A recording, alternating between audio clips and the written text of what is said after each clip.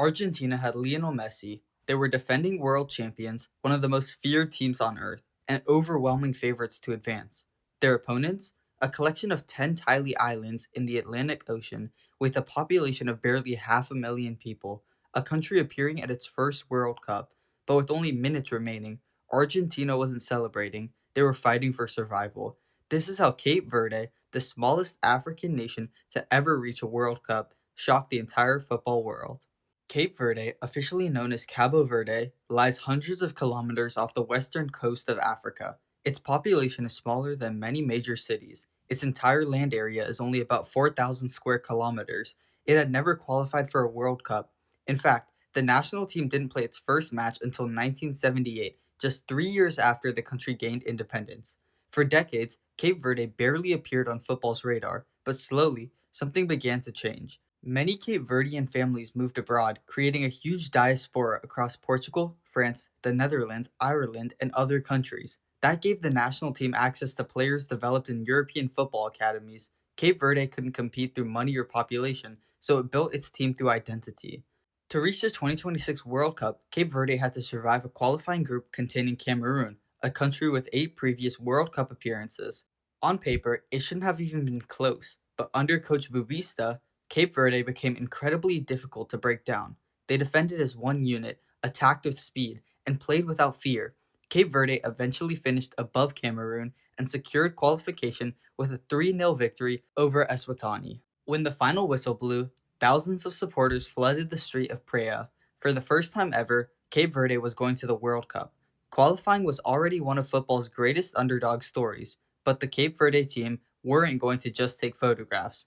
Their first opponent was Spain, European champions and one of the tournament's favorites. Most people expected Cape Verde's dreams to meet a brutal reality.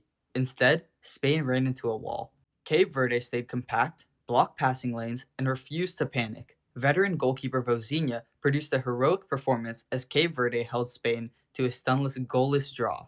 Next came Uruguay, another former world champion. Once again, Cape Verde refused to follow the script. They fought Uruguay to tie 2-2, leaving themselves one match away from the knockout stage. A final goalless draw against Saudi Arabia was enough. The country that had never previously played at a World Cup was suddenly in the round of 32, and waiting for them was Argentina. The difference between the teams was almost ridiculous. Argentina had global superstars, 3 World Cup trophies, and Lionel Messi. Cape Verde had a population roughly 60 times smaller than Argentina's. Messi opened the scoring, and it appeared that the fairy tale was finally ending. But Cape Verde did what they had done throughout the tournament. They refused to disappear.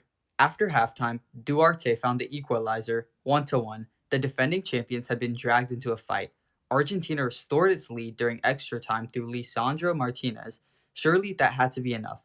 But Cape Verde answered again. Sidney Cabral produced a spectacular strike, leveling the score at 2-2 and sending many fans in the stadium into complete disbelief. For a few extraordinary moments, the tiny island nation stood one goal or one penalty shootout away from eliminating the world champions.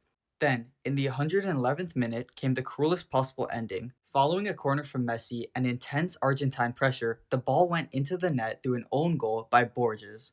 3-2. This time, there was no way back. Argentina survived, but the celebrations carried a sense of relief. Cape Verde had lost the match, but they had never been beaten during regulation time at its first World Cup. It had faced Spain, Uruguay, and Argentina, 3 former World Cup champions, and not one of them defeated Cape Verde inside 90 minutes. Cape Verde's run wasn't created by one superstar. It came from organization, discipline, and players who believed that the badge on their shirts was more important than the names on their opponents' shirts. They proved that international football isn't determined entirely by population, money, or history. Cape Verde showed that sometimes 11 players with a shared purpose can make the impossible feel scarily real. Cape Verde arrived as a country many viewers couldn't locate on a map. It left as one of the most unforgettable stories of the 2026 World Cup.